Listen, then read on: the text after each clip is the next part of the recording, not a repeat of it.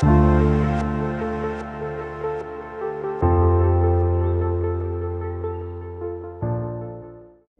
vamos a hablar de un tema realmente muy, pero muy interesante que creí ser especialmente dirigido a los papás, para los niños.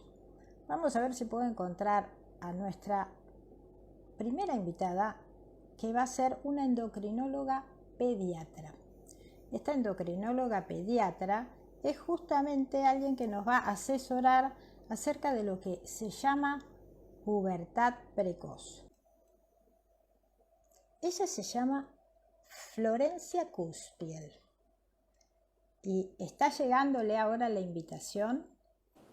Hoy llegamos, pero mira Hola, con qué velocidad. Qué hola, bueno. ¿Cómo estás? ¿Me escuchás bien, Flor? perfecto. ¿Vos? Ok. Pregunta, yo bien. ¿Vos tenés auriculares?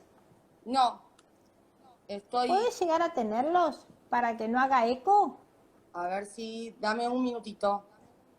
Totalmente. Quédate tranqui, estamos súper puntual, pero repetimos que esto como siempre va a quedar grabado porque yo creo que va a ser un tema muy interesante para que todos después, en forma diferida, puedan incluso volver a escucharlo.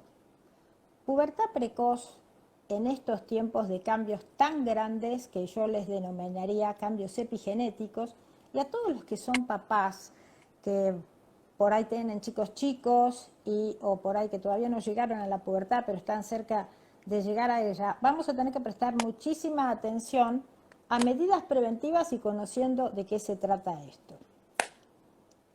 A ver, ¿Cómo ahora, me estás escuchando, Flor? perfecta. ¿Vos me escuchas bien? Eso. Sí, porque Bien, así hace menos eco. Bueno, Florencia Cuspiel, primero me encantaría presentarte y que te perfecto. presentes tú también, porque así sabemos de tu carrera y cómo llegaste a ser endocrinóloga infantil. Totalmente. Bueno, vale, primero gracias por la invitación. Bueno, yo soy pediatra primero, antes que otra cosa, soy pediatra, una especialidad divina, ¿no? Que siempre supe que quería ser pediatra. Y después, bueno, la vida me fue llevando a hacer endocrinología infantil, ¿sí? La hice como posbásica, una residencia de pediatría, hice la jefatura de residentes de pediatría y después llegué a la especialidad de endocrinología. Una especialidad súper rica, súper clínica, ¿sí? Tiene mucho de seguimiento pediátrico, del seguimiento del crecimiento, sobre todo, y eso es lo que me gustaba a mí de esta especialidad. Y después, bueno, seguía avanzando y seguí estudiando, seguimos estudiando, y empezó a gustarme mucho lo que tiene que ver con la pediatría integrativa, pediatría funcional, ortomolecular, ¿no? De distintas formas de llamarla, donde hablamos de un ser más integral, ¿sí? No solamente desde uno de la pediatría o de la especialidad en clínicas, uno suele ser achicar la visión del paciente, la idea mía era justamente ampliar, ¿sí? Ver un poquito de qué se trata todo el entorno de ese paciente o de ese chico, de esa familia, y de esa forma encarar el seguimiento, ¿sí? Así que por eso me empecé a llevar o a empezar a investigar, me empecé a relacionar con este tipo de medicina. Así que esa más o menos es el recorrido.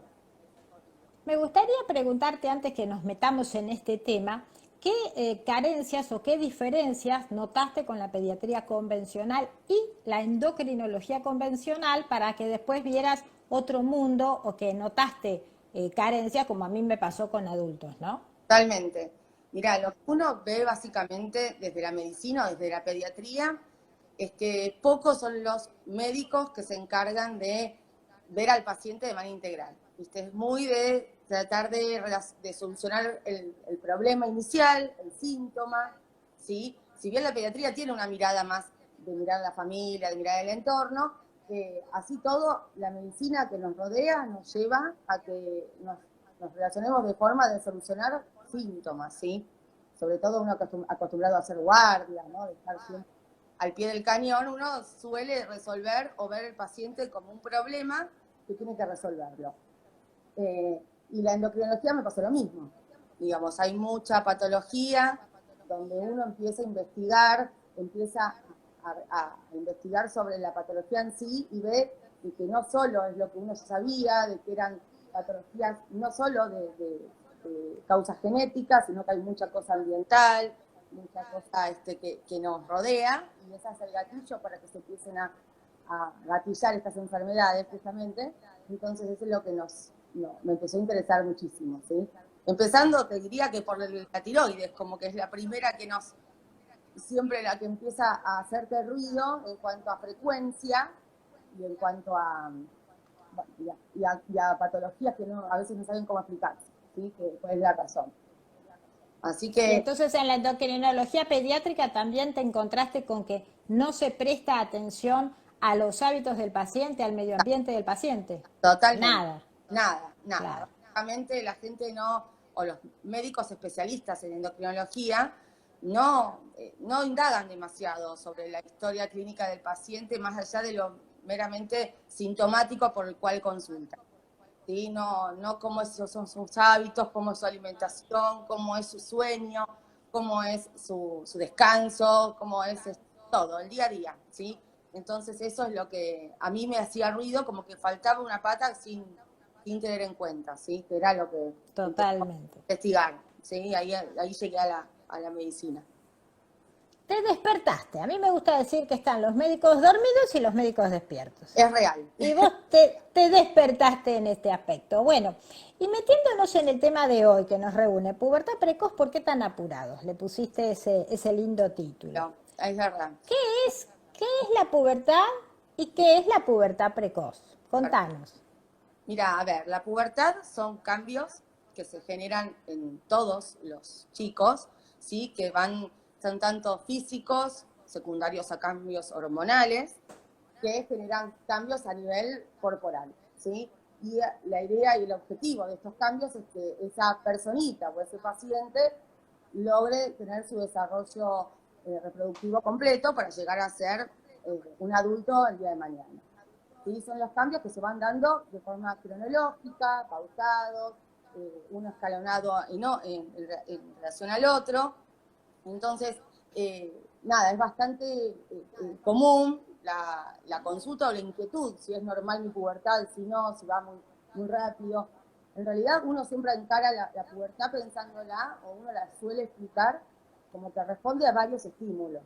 Responde a estímulos genéticos, claramente, uno siempre indaga si el papá o la mamá fueron a qué edad tuvieron su desarrollo, cómo fue su desarrollo, y también sabemos que lo ambiental, justamente, impacta muchísimo en ese eje, que es el que se activa para decir inicio puberal, ¿sí?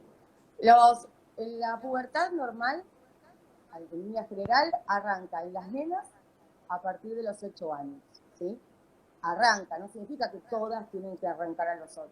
Está permitido que a partir de los 8 las nenas puedan iniciar el desarrollo puberal, iniciarlo. Y en el varón a partir de los 9, ¿sí? Entonces, precoz, hablamos cuando es antes de los 8 en las nenas y antes de los 9 años en el varón. ¿Y cómo nos damos cuenta que inició el desarrollo puberal? Porque no es tan que te va a avisar la nena, ojo que acá empecé desarrollo puberal. No. Las nenas es un poquito más sencillo porque lo que tienen es el inicio puberal lo marca el botón mamario, es decir, el aumento del tamaño de las mamas, que es muy sutil, es más lo que se palpa que lo que se ve, porque es algo que se ve justo detrás del pezón, se palpa el botoncito, ese como el botón que está detrás del pezón en las nenas, ¿sí? En el varón es un poco más difícil porque no es tan accesible y es el aumento del tamaño del testículo de 3 mililitros, 2-3, que es el prepuberal, cuando pasa a 4 mililitros. Eso implica un seguimiento y un control por el pediatra, ¿sí? Porque si no es medio difícil que el padre o la madre se dé cuenta cuando está iniciando el desarrollo. Entonces uno trata de decirle a los pediatras que tienen que revisar a los niños en esta etapa tan importante de su vida, entre los 8 y los 9, porque es bastante importante en qué momento inician su desarrollo para ver cómo va a impactar esto en su crecimiento, cuál va a ser su talla final, cómo se lo viene haciendo en tiempo y forma. Entonces, es algo que hay que tenerlo en cuenta y es algo que hay que llevarlos como papás a los chicos en esta etapa para que justamente controlen el desarrollo. Si el pediatra no se siente cómodo con la situación, porque es bastante común, a veces el pediatra dice, no, no me gusta revisar esa zona de los chicos, prefiero el pudor, qué sé yo. Entonces, si él no lo considera, que lo derive a un especialista. Pero alguien en esta etapa, entre los 8 y los 9 años, a los niños tienen que revisarlo, ¿sí? Es bastante importante. Y bueno. ¿Y cada cuánto conviene que un papá te lleve al control en esa etapa a un niño? Y depende ¿Cada cuánto? ¿Con qué frecuencia? Entre 4 y 6 meses. Porque uno ve cambios en esa etapa. No es como el control pediátrico habitual, donde uno dice una vez por año es suficiente, no hay problema. En cambio, cuando hay cambios que uno tiene que ir mirándolo justamente qué cronología llevan y cómo se van dando en tiempo y forma, hay que hacer un control seguido, ¿sí? Si vemos que viene demasiado apurado, justamente, como hablábamos antes, lo citamos cada 4 meses. Si vemos que va siendo paulatino, sin mucha explosión, sin mucha sintomatología, lo vamos llevando cada 6. La pubertad en total aproximadamente dura 1 año y medio, 2. ¿Sí? Entonces, es algo que tenemos que controlar bastante seguido en esa. No es que todos los años vamos a tener que verlo cada 4 o 6 meses, sino en ese momento que está transcurriendo este evento, ¿sí? Aparecen más Pero cosas. decime una cosa, Flor, ¿qué abarca la pubertad? Porque yo, que no sé nada de pediatría, una nena de 8 años te inicia con el botón mamario. Bien. Y se supone, según mi entender, que va a tener la primera menstruación como corolario final, quisiera ahora que nos cuentes los pasos, por ahí a los 12. Y es sí, puede, ¿sí? Habitualmente la nena que arranca a los 8 lo tiene más cerca de los 10, todos estos cambios, ¿sí? No los tiene. En total dura más o menos 2 años. Entonces, como nosotros en otras épocas veíamos que la media del inicio puberal era a los 10, la gran mayoría de las nenas tenían su menarca a los 12. Ahora estamos viendo que se está corriendo esta curva, y por eso hay tantos casos, donde el inicio puberal no llega a ser precoz, es decir, no antes de los 8, pero sí son nenas con 8, 8 y medio, que se denomina pubertad temprana, porque en realidad no es precoz, pero la verdad que no es a los 10, es más cerca de los 8. Entonces uno puede denominar ese gris como pubertad temprana. Y esa nena, si lo hace muy rápido, puede comprometer su talla final, porque dentro de los cambios que se ven en la pubertad, como decías vos, botón mamario, aparición de algunos vellitos en la zona del pubis, un poquito de vellito en la axila, y sobre todo aumento de la velocidad del crecimiento, que ese es el parámetro que uno empieza a mirar, porque si ese aumento de la velocidad es muy marcado, es el estirón puberal, que si lo hace muy temprano en su desarrollo, va a comprometer su talla final. Entonces, es algo que tenemos que mirar bien de cerca, ¿sí? O sea que una nena, vamos a centrarnos primero en las mujercitas, empieza con un botón mamario y supuestamente, si estamos hablando de lo normal, 8 o 9 años, empieza a crecer rápidamente en altura. Tal cual. ¿No? Y eso lo vamos a entender como que tiene un pico asociado de hormona de crecimiento. Tal cual. Que todas las noches se manda picos grandes de hormona de crecimiento. Totalmente. Hay un mecanismo de esteroides sexuales, le decimos a las hormonas que libera el ovario o el testículo, son los esteroides sexuales, que son los que justamente dan esto, el desarrollo de las mamas, la aparición de los vellos, y hacen un sinergismo, es decir, se potencia la acción de la hormona de crecimiento para poder hacer el estirón puberal, ¿sí? En las nenas, la cronología que se da es el botón mamario, la aparición del vello, el estirón puberal y después viene la menarca o la primera menstruación. Entonces, una nena que ya viene con una menarca de 1 año, 1 año y medio de evolución, poco le queda por estirón puberal, digamos. No es que va a dejar de crecer, que es el miedo que muchos papás traen, pero es real que no le queda un estirón puberal, no le quedan 30 centímetros por crecer, ¿sí? Entonces, eso es un dato que hay que tenerlo bastante presente, porque el momento de actuar, en caso de que sea necesario intervenir, que la idea es no, pero bueno, siempre que uno vea algunos casos en particular, depende de la talla, depende de muchas cosas, uno tiene que ver si está comprometiendo su estirón puberal para no comprometer su talla final. En el varón... Bueno, expliquémosle a la gente por qué es esto, porque si no, no se entiende. ¿Hay estirón o va a quedar petizo? ¿Cómo es eso? Y no, la verdad que cuando lo inicia muy temprano, el desarrollo puberal, es común que las chicas sean más bajitas, porque son más pequeñas de tamaño, ¿sí? Entonces, al arrancar el desarrollo más peticitas, el estirón puberal puede que no alcance una talla a largo plazo, digamos, una talla final, acorde a la que le tocaría por su carga genética, ¿sí? Entonces, por eso es el mayor cuidado o el mayor control que tenemos que tener en las nenas que arrancan muy temprano. No es que van a quedar petizas, ¿sí? Pero si lo arrancan muy, muy bajitas, porque eran muy chiquitas de edad, eso sí, a pesar de que haga un estirón importante, no van a alcanzar la talla que les tocaría por la familia. Entonces es un tema muy individualizado, ¿viste? Eso es lo que uno trató de bajarle. No es una cosa que se trata a todos igual. Cada caso se toma en particular, cada familia. Cada familia también tiene sus inquietudes, porque hay familias donde te dicen, bueno, si mi hija se dio así, la voy a acompañar en esto, no será muy alta, pero lo voy llevando bien, le voy aclarando las dudas que van surgiendo. Y bueno, hay otras familias donde la verdad que esto genera mucha inquietud, muchos nervios, entonces bueno, cada caso lo vamos pensando y lo vamos hablando con la familia, ¿sí? Uno lo que siempre suele decirles es que no están enfermos los chicos con pubertad precoz, sino son variantes de la normalidad, son extremas variantes de la normalidad. Entonces, como se van un poquito de la normalidad, amerita controles bastante seguidos y esto de charlar, si hace falta o no, hacer algún control o algún tipo de tratamiento con el especialista, ¿sí? Pero no es que a todo el mundo... Ahora, lo importante también, ahora que nos vamos a meter en la parte más patológica, realmente lo importante va a ser el contexto psicológico, porque entendamos que una nena tenga mamas cuando sus amiguitas no lo tienen, o que Bueno, llegue a menstruar cuando sea la única, es difícil la adaptación psicológica de todos. Más que nada esa edad que son todos grupos, todo es con mi grupo, con mi generación.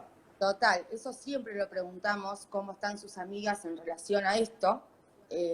También no es lo mismo ser la quinta hermana mujer de un grupo, de una familia de muchas nenas, donde ya las chicas Claro. están súper más familiarizadas con este tema, que ser la primera hija mujer de una pareja con otros nenes más chiquitos.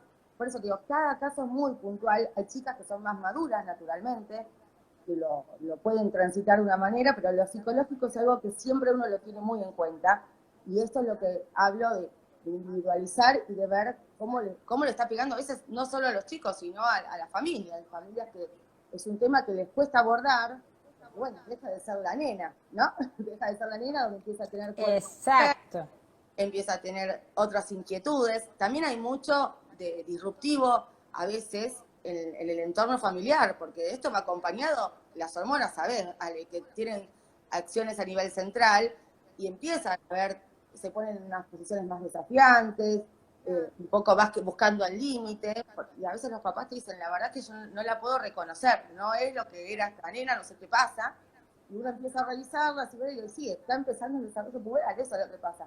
Está como que le empiezan a notar esos cambios que solo la familia se da cuenta, ¿sí? Entonces por eso uno empieza como a investigar y ver cómo lo va llevando cada caso, ¿sí? Es más Ok. común en las nenas, Ahora, más común en las nenas, siempre fue más común en las nenas, ¿sí? Y así, idiopática, de forma idiopática, pero siempre las nenas fueron más común. De hecho, el varón siempre suele estudiarse un poquito más la pubertad del varón. En las nenas se estudia, obviamente, le pedimos a un laboratorio, le pedimos una ecografía, una placa de la mano para ver el crecimiento, viste la edad ósea. Pero en el varón, uno amerita estudiarlo un poquito más fino, porque el varón no suelen ser tan comunes los casos de pubertad precoz. no, no solo eso, sino que ahora sí, me gustaría que explicaras que está el origen central de la pubertad o Tal cual. algunos orígenes que sean patológicos y que no son centrales. ¿Podrías explicarnos un poquito eso? Así después nos vamos a este tema tan apasionante de la epigenética. Total. Y mira, básicamente la pubertad se la divide clásicamente en los libros de endocrinología como central y periférica, ¿sí? La central es por una activación del eje central, del hipotálamo, que se los explico así bien cuentito. El hipotálamo, que es una glándula que está en el medio del cerebro le manda la señal a la hipófisis, ahí empieza la hipófisis a generar hormonas, que son las gonadotrofinas, a un ritmo y a una pulsatividad que indica que está iniciando desarrollo puberal. ¿Sí? Y eso va a ser esas hormonas las que van a impactar en ovario o en testículo para empezar a aparecer los signos que uno ve. Las mamas, el aumento de vello, el aumento de la velocidad de crecimiento. Hay casos que son menos frecuentes, donde por una activación genética o una alteración patológica, tumoral o lo que sea, aparece una activación desde la gónada, es decir, desde el ovario o desde el testículo, ¿sí?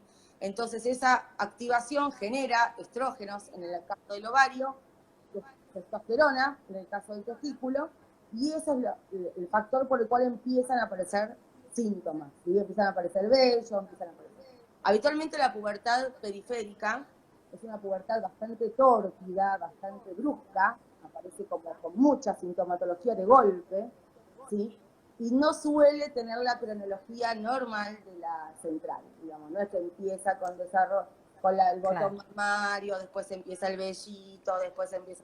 Como que la periférica capaz empieza con un sangrado de golpe, en una nena que todavía no tiene desarrollo mamario, ¿sí? Es porque tiene como dosajes exageradamente altos de algunas hormonas.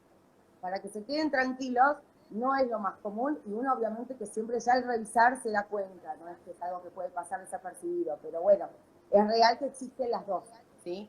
Pero por lejos la más común es la central, ¿sí? Tal cual. Entonces, ahora que llegamos a los niveles tan cambiantes de este planeta y llegamos a la pandemia y todos los chicos se dieron vuelta, las familias se dieron vuelta y los hábitos fueron otros. Total. Vos me dijiste que la pubertad precoz se triplicó prácticamente, ¿no? Así es. Es una barbaridad.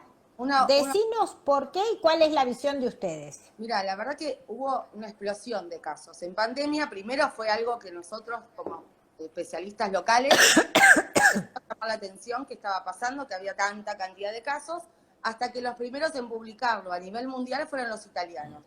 Y dijeron que ellos habían notado... Se me fue para el otro lado. Disculpame que estoy... Disculpame. No pasa nada. Hay un aumento... No te quiero tapar a vos. Quiero que se te escuche. Un aumento impresionante. ¿Sí? Varios fueron los factores por los cuales empezaron a hacer la hipótesis de por el cual habían aumentado los casos. Entre ellos, lo que uno vio y lo que se está publicando es, primero y principal, el estrés que se vivía en las casas, digamos. Era una sensación como medio de guerra mundial, donde uno vivía un estrés permanente, muchas familias quedaron sin trabajo los padres, muchos, era prender la televisión, prender una pantalla y ver muertos y cantidad de gente de caos, y eso como que impacta a nivel de los chicos. Otro factor que uno ve, que se vio evidente, fue el aumento de peso en la pandemia. Esto venía porque los chicos estaban encerrados, muchos no podían ir a hacer sus actividades habituales, no estaba muy permitido hacer había en la época invernal, no se podía salir a la calle a hacer ningún tipo de deporte, o estaba muy restringido, ¿sí? Y además esto de estar encerrados todo el día en casa también hacía de que los chicos tengan más acceso a lo que era la comida, al estar aburridos, ¿sí? Al estar como sin nada, ninguna ocupación, por lo cual muchos aumentaron de peso. No todos, hay algunos que van bajando, pero hubo muchos casos de aumento de peso. Y otro factor de riesgo que también se dio, y se publicó, es el aumento del uso de pantallas. Las pantallas aparecieron en todos los rubros de los chicos, desde el entretenimiento hasta lo que era el colegio. Entonces, los chicos pasaban muchas horas frente a pantallas, ¿sí? Y nosotros sabemos, como lo sabés, de que el estímulo lumínico, sobre todo a determinadas horas de la noche, que era lo que pasaba, ellos estaban todo el día conectados, entonces a la noche se alargaban las horas nocturnas, porque se quedaban jugando hasta más horas, muchas pantallas, mucho videojuego, mucho celular. Eso baja los niveles de melatonina a nivel central y se ve que es un factor para que todo este proceso avance más rápido, ¿sí? Ya se habían publicado, los mismos autores que publicaron estos cambios a nivel en Italia, habían publicado que los valores de melatonina habitualmente son más bajos en los chicos peripuberales, ¿sí? Y después se vio que el estímulo lumínico de todos los campos electromagnéticos hace que el tenor de melatonina descienda. Entonces, ese es el factor y eso es lo que veíamos. El exceso de pantallas hacía que esto sea cada vez más importante y más casos, ¿sí? Así Yo que, quisiera aclarar ahora un poquito al público, porque por ahí quien no esté relacionado con el tema hormonal, sí, la melatonina tiene múltiples funciones. La más conocida es que es la inducción del sueño gracias a que se apagan las luces y la oscuridad permite que la serotonina se transforme en melatonina. ¿Qué pasa con la luz? Las pantallas o las luces prendidas hasta muy tarde. Esa luz me inhibe esa conversión. La melatonina no aparece. Y tal al cual. no aparecer, se le han conocido muchas otras funciones. Invito a que vean en mi canal de YouTube, hay una charla especial dirigida a todas las funciones de la melatonina. Una de las que acá estamos viendo es que la melatonina es la contracara de las hormonas de la reproducción a ese nivel, a nivel de la hipófisis. Entonces, a menos melatonina, más desarrollo de las hormonas sexuales de hipotálamo y de hipófisis, la que conocemos como folículo estimulante y luteinizante. Y a más melatonina, eso va a ser retardado. Se ha visto en los países de mucho sol que esto ocurre, por lo tanto, no es que haya una pubertad precoz, pero hay mayor desarrollo, especialmente de mamas, o sea, hay desarrollo, hay fogosidad también, hay más libido sexual, Tal eso es cual. verdad. Y en los países en donde hay muy poco sol y hay mucha oscuridad, al contrario, la melatonina está más alta y esto se inhibe. Entonces, la contracara de las hormonas sexuales es la melatonina. Si yo no tengo melatonina, voy a tener un montón de problemas. Uno de ellos en este tema es ese. El otro que no tengo inmunidad fuerte y el otro es que no duermo y voy a vivir en estrés crónico.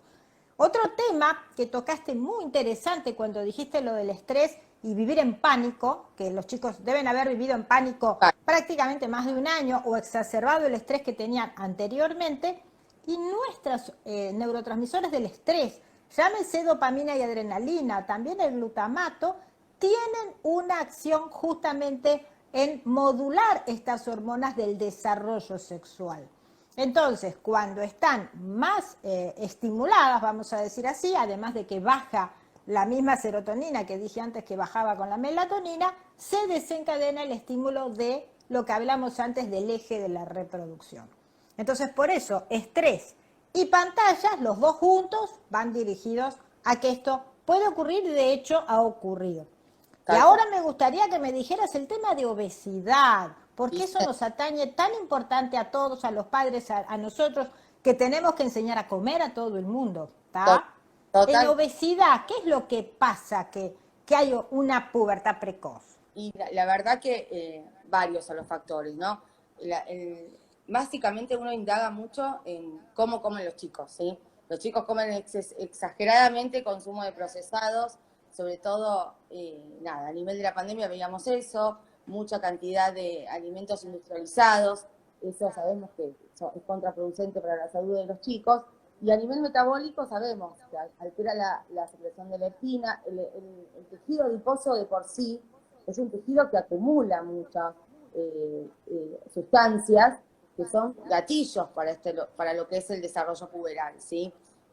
No sé si querés comentar algo vos, Ale, de lo que es leptina y eso, pero yo si no te digo... Sí. Sí, No, yo quisiera que la gente se dé cuenta que todos nosotros, cuando estamos comiendo por demás y mal en el sentido de todo lo que predicamos, estamos comiendo exceso de hidratos, exceso de refinados, harinas refinadas y exceso de azúcares, lo que nos va a pasar es que va a estimular siempre la insulina. Siempre lo explicamos. Única hormona generadora de la grasa e inhibidora de la degradación de la grasa. Así que estás condenado a subir de grasa y de peso o por lo menos a no bajar.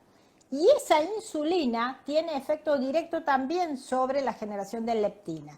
La leptina es una hormona prácticamente conocida a 25 años, 30 años, cada vez se le va conociendo más funciones, sale primariamente de la grasa, pero se ha encontrado también que sale de otros órganos, como la glándula mamaria, también la produce el sistema nervioso, y es la principal estimuladora de ese factor de hormonas sexuales a nivel del hipotálamo. Con lo cual, Yo como muchos dulces, el nene come muchos dulces, le estamos dando alfajorcito desde el desayuno hasta la noche para que se quede tranquilo, lo hago engordar, sube insulina, sube la grasa y sube la leptina, ¡pum! Le toqué la puerta al hipotálamo. Así es. Entonces, esa nena, ya que lo estás viendo más frecuentemente más en nenas, esa nena va a empezar su desarrollo antes de lo conveniente. Ni que decir si a esa persona que por ahí no estaba con las pantallas, estaba solamente generándose una obesidad, y la estamos viendo desde los 3 años de vida esto, ¿eh? Total. O sea, va siendo una carrera ascendente que cuando vos la tenés a los 8 ya es gordita.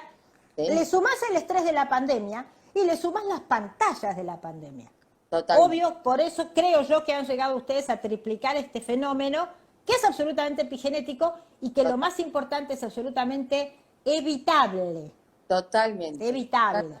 ¿Tá? Porque corre el riesgo, yo no sé más adelante, cuando veamos a futuro qué pasa con estas menopausia. Mira, yo estoy con las señoras grandes, con estas pubertades precoces, pero yo digo que cuando más hormonas sexuales tenemos y de más temprana edad, si no las tratan, después nos vas a contar, Sí. tenemos una tendencia al hiperestrogenismo y por qué no va a haber más desarrollo de tumores o de patología de hiperestrogenismo, mamas, endometrio, ¿me comprendes?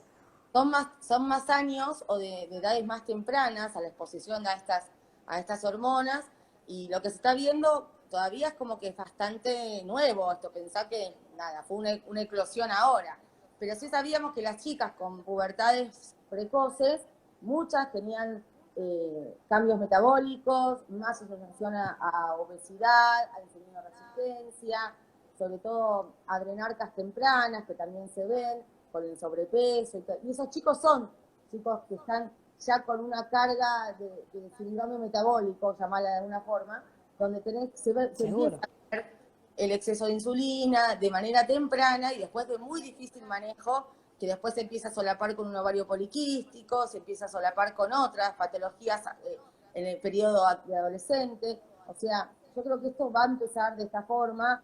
Lo estamos viendo porque lo que cambió ahora fue la presentación, digamos, nosotros veíamos chicas que estaban con aumento de peso y esto lo hacían. Pero ahora fue como una explosión de que muchos al mismo tiempo, ¿sí? Y con respecto a esto que decíamos, de que el tejido graso es como un órgano por sí mismo, digamos, con esto de guardar, esa función de guardar y de almacenar, otro gran problema que, bueno, es parte de lo que hablamos, de la epigenética, son los disruptores. Disruptores, que es como una entidad de que vamos a explicar de qué se trata, para que todo el mundo lo entienda. Disruptores son sustancias, ¿sí?, químicas que actúan a nivel de receptores, o a veces, receptores que son el lugar donde se actúa la hormona, ¿sí? Es como la casita donde viene la hormona y puede entrar. Entonces, a veces actúan simulando la acción de esa hormona, a veces bloquean la acción de esa hormona, ¿sí? Tienen distintas formas de impactar a nivel de las glándulas, estos disruptores. Y la verdad que nos rodean, son cada vez se conocen más de los mismos, pero sabemos que los chicos están muy expuestos a muchos disruptores, ¿sí?, ya desde el nacimiento básicamente, porque desde que nacen uno le empieza a dar un biberón que hoy por hoy la mayoría, o el 100% son de plástico. El chupete, los juguetes con los que juegan. Estamos como, eso es en su primera infancia. Después empiezan a aparecer, en esta época donde pasó mucho en el desarrollo o en la pandemia, que las nenas estaban aburridas y se pintaban las uñas, se maquillaban, y en todos estos procesos de cosméticos, de maquillaje, de esmaltes, también hay sustancias que actúan a nivel de estos receptores, y en esta etapa sensible de las nenas hace que este proceso se avance o empiece a ser más automático.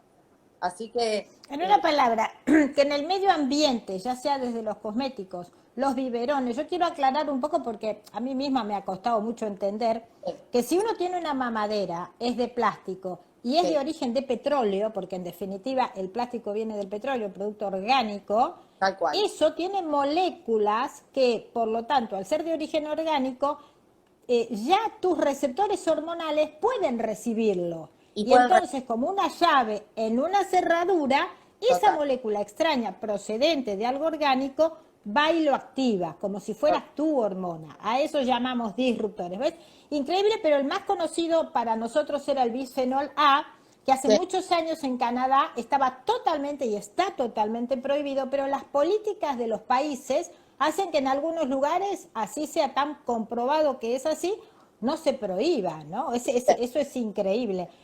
Por ejemplo, sé, porque lo he leído hace poco, en Alemania es aceptado el bifenol A y en Canadá es prohibido. Son cosas locas, pero eso está probado que como origen orgánico te está ocupando el lugar de tus estrógenos. Y desde ya se han visto ya desde hace años el desarrollo más grande de mamas, de útero, de vaginas por estas acciones. De ahí, por supuesto, la pubertad precoz también. Y los pesticidas, Flor, los pesticidas. Nosotros hacemos tanto hincapié en estos chicos justamente para que el peso no sea un problema, que coman más verdura, más fruta, pero bueno, también hay que explicarle a las familias de que idealmente es que consuman alimentos orgánicos, verdura y fruta orgánica, pero no es tan fácil, no todo el mundo lo puede hacer, entonces hay que tratar de explicarles, de hacer, por ejemplo, lavados con bicarbonato o cosas que neutralicen un poco el uso de los pesticidas, que son un problema terrible a nivel de la salud de los chicos, ¿sí? De todo el mundo. Y se está viendo que eso también acelera el desarrollo. Sí.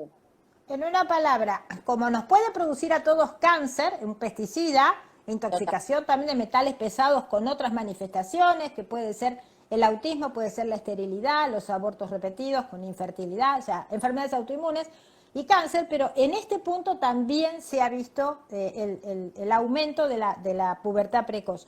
Por ejemplo, las dioxinas, yo estaba leyendo que el hecho de que se quemen los bosques, que hemos tenido quemas enormes, y esas sustancias que quedan, después van al agua, y del agua nos puede llevar a nosotros y se nos acumulan en la grasa y están haciendo las veces de disruptores hormonales. O sea, que sí, es impresionante. Hace poco te había comentado que salió algo en el diario, que esto sí es un poco, ¿cómo te puedo decir?, controvertido por demás.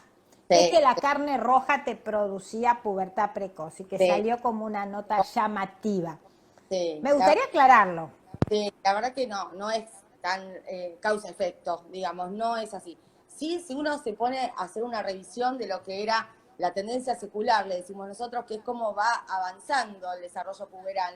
Las antiguas niñas de otros siglos menstruaban capaz a los 18 años.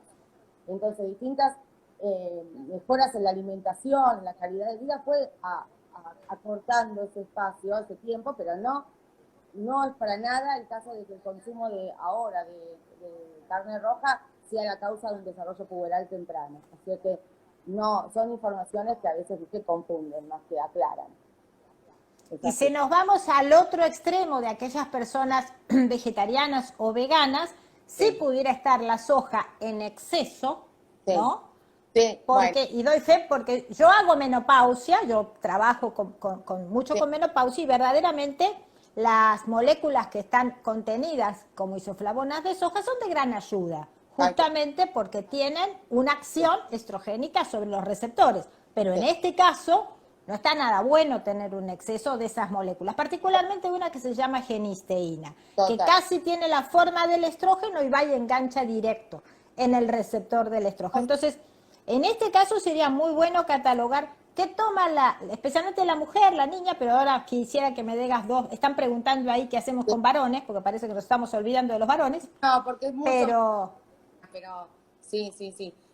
No, solemos ser bastante enfáticos en que, por lo menos en este periodo de desarrollo, no se consuma soja en exceso, ¿sí? Tratamos de que no consuman milanesas de soja, los jugos industrializados de por sí nunca los recomendamos, pero tratamos de desterrar el uso de ese tipo de jugos con consumo de soja, porque sabemos que tiene impacto, ¿sí? Lo estamos viendo porque a veces lo sacás, volvés a control y se ven cambios, ¿sí? Entonces uno lo tiene muy en cuenta, ¿sí? Me voy a trasladar un minuto porque ya estamos con poca luz. Ok, no hay problema. Dos palabritas, Flor, antes de que nos metamos un poco en qué hacer, cómo prevenir, cómo nos movemos en esta situación. Yo creo que nos esperan más tiempos y años de de pantallas y de cosas como estas, así que estaría muy bueno que dejemos ese mensaje. Pero ¿y los varones, cómo podés resumir un poco una pubertad precoz de un niño? La del varón básicamente es una pubertad, como les decía antes, que inicia antes de los 9 años, ¿sí? Que es un varón que empieza con cambios bruscos en cuanto a lo que es bastante acné, vello a nivel axilar, a nivel púbico, y el aumento de la velocidad de crecimiento, que es el marcador más importante, ¿sí? Para nosotros. Y básicamente lo que uno hace es controlar, ver con qué talla está iniciando todo este proceso y cómo lo va haciendo en tiempo y forma, que no sea muy rápido, porque si lo hace muy explosivo, de manera muy rápida, puede comprometer la talla. Pero es básicamente la misma secuencia que las nenas, solo que es más difícil hacer el diagnóstico inicial en el varón. Por eso yo hacía bastante hincapié en que los papás llévenlo a los controles entre los 8 y 9 años al pediatra, para que ellos puedan, ¿viste?, detectarlo de manera temprana y si hace falta hacer la derivación, que sea oportuna, no tardía, porque ahí ya es mucho menos lo que se puede ofrecer o por lo menos acompañar a esa familia, ¿sí? Obviamente que Están también... preguntando si el olor a transpiración Eso sería un... te iba a decir eso. En el momento de la pubertad, o cronológicamente con la pubertad, también hay un despertar de otra glándula, que es la suprarrenal. La suprarrenal es una glándula que está como un sombrerito arriba de los riñones. Tiene varias funciones, no solamente esta, pero dentro de lo que a nosotros nos relaciona hoy, el desarrollo o la adrenarca, que es el despertar de esta glándula adrenal, justamente, y suele la adrenarca ser una explosión de acné, de olor a transpiración, pero es algo bastante controlable ni muy exagerado. Dura poco tiempo, es un poquito más evidente porque se empieza a dar cuenta la familia de que empieza la transpiración, pero lo que es importante recalcar que no es inicio puberal, eso, es el despertar de otra glándula que suele coincidir cronológicamente con el desarrollo de los caracteres sexuales, pero no es que le da la transpiración como síntoma que nos obliga, si no se acompaña de desarrollo mamario, si no se acompaña de aumento del tamaño del testículo ni nada, no implica desarrollo puberal, ¿sí?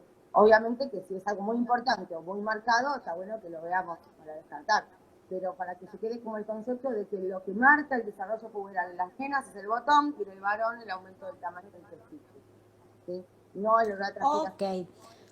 Sí. Te llega entonces un chiquito que está por debajo de 8, por debajo de 9, varoncito, mujercita. ¿Qué Sí. hacemos de entrada, Flor?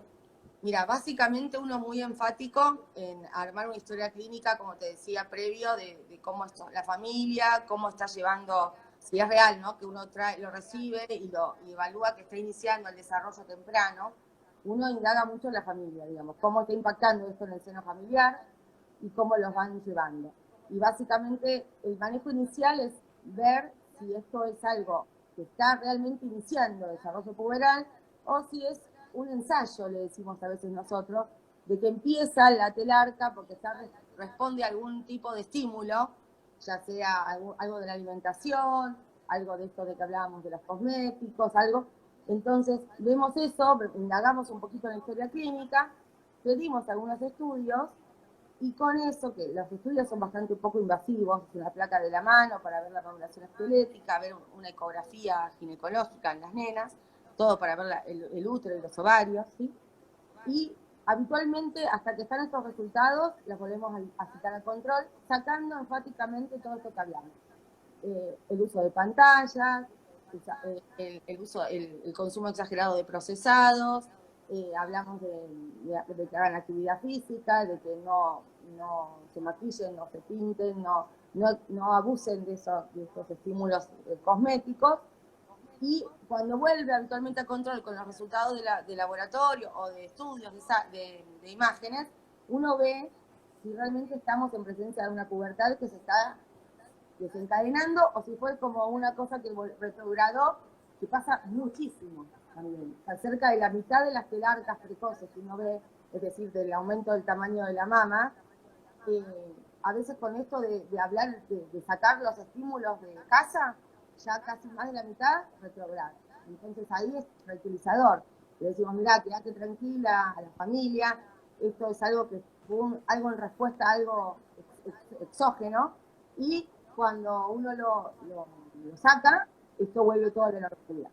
Si en el control de los 4 o 5 meses vemos que esto sigue avanzando, sigue el desarrollo mamario, a pesar de haber sacado los estímulos, sigue el desarrollo del testículo, a pesar de haber sacado esto, ahí uno ya empieza a hablar a la familia de un diagnóstico de pubertad precoz central, y en algunos casos, depende de la talla, de la familia, del chico, de un montón de cosas, se podría llegar a iniciar una terapéutica que sería poner en pausa todos estos cambios puberales, ¿sí? Que por suerte ya hace unos años existe y que realmente tenemos muy buenos resultados, pero la verdad que estamos ante tanta cosa epigenética y medioambiental que lo que hay que hacer es avivar que esto se puede detener y entonces no tener triplicar en un año esta patología es tremendo, con lo cual no pantallas, respetar mucho el sueño a rajatabla. ¿Pero por qué respetar el sueño a rajatabla? Porque trato también el estrés durante el día. Un chico que está con violencia familiar, no quiero ni pensar cómo va a estar su eje del estrés y de la reproducción posterior. Así que tenemos estreses medioambientales, tenemos pantallas, tenemos disruptores hormonales con todo lo que nos has explicado y tenemos obesidad infantil. Y ahí es en donde con todo lo que estudiamos de obesidad lo aboquemos acá, y la primera prevención de todo, no solo pubertad precoz, por supuesto, enfermedad cardiovascular, todo lo que sea metabólico, osteoartículo muscular, todo lo que significa obesidad a la cabeza, y ustedes para eso tienen que estar muy preparados para obesidad infantil. Con lo cual, fantástico que nos resumieras en esto, porque de verdad que creo que va a ser muy útil. A ver si con docencia logramos que en otro paso que nos den por ahí de encierros y de pantallas y de cosas como estas, sepamos ahora con la experiencia comportarnos de una manera diferente. Dado que todos nos enfermamos, los adultos, nosotros tenemos experiencia que pasa, y ustedes con los chicos, ¿no? Total. Así que, Flor, ¿nos querrías dejar algún mensaje final de esto para que la gente pudiera quedarse además con tu contacto y que sepamos que esto se puede prevenir? Sí, básicamente que estén atentos en esta etapa puntual de estas edades que estamos hablando, 8 y 9 años de edad. Cualquier síntoma que genere duda, consultar al pediatra o a algún especialista, y ser bastante empáticos en siempre darle la calidad de vida mejor posible a estos chicos. Estar atentos a lo que consumen, ¿sí? A que sean comidas. Yo sé que el pollo nunca no lo charlamos tanto, pero tiene como muy mala fama, que es el desarrollo puberal. Ya uno está bastante concentrado en que no consuman procesados, pero si es un pollo de granja, un pollo no es que está en contra, ¿sí? Pero bueno, que coma variado, para evitar el exceso de aumento, que haga actividad física, que descanse las horas adecuadas, que no exagere con las como primera medida. Y después, y que estén atentos en cuanto a lo que es esta etapa, en cuanto a los cambios que estamos hablando, que se encuentran. Acá hay una pregunta que dice: mi nena tiene 14 años y todavía no pasa nada. ¿Hasta qué edad la esperamos tranquilos? Esta es la otra contracara, esta es la pubertad retardada. ¿No? Yo creo que ya tienen que hacer una consulta por las dudas. Claro, es una variante de la normalidad también, pero bueno, hasta los 15 uno puede esperarla, ¿sí? Después, igual depende de mucho, ¿sí? Una cosa es una niña que no ha tenido nada de desarrollo puberal, digamos, una nena que tiene desarrollo de mama, que tiene desarrollo de vello, solamente falta menstruar, es una cosa, otra cosa es tener 14 años y sin haber iniciado este proceso. Entonces eso hay que limpiarlo un poco, ver un poquito más fino en cada caso, ¿sí? Pero si es una nena que desarrolla... O sea, que un poquito más y si no pasa nada, que hagan una consulta para su tranquilidad. Bueno, Flor, sé que ya estamos terminando y yo te agradezco enormemente toda esta información. Va a quedar grabado en YouTube y bueno, Bárbaro. luego si quieres también lo puedes subir vos a tus redes y que te vayan a ver Perfecto. cuál es tu Instagram, así En lo recordamos Instagram aquí. endocrino infantil y si no, pediatría integrativa, que es el otro Instagram que también manejo con otras colegas que estamos con el mismo enfoque. Así que cualquiera de los dos, ¿sí? Endocrinología o pediatría integrativa, acá. Somos muy pocos, por eso me encantó llevar este tema contigo, porque endocrinólogos que veamos al medio ambiente en su completud con nuestro paciente y el ambioma, como es la palabra que acuñó Bruce Lipton, realmente somos muy pocos. Así que a darnos a conocer, ¿sí?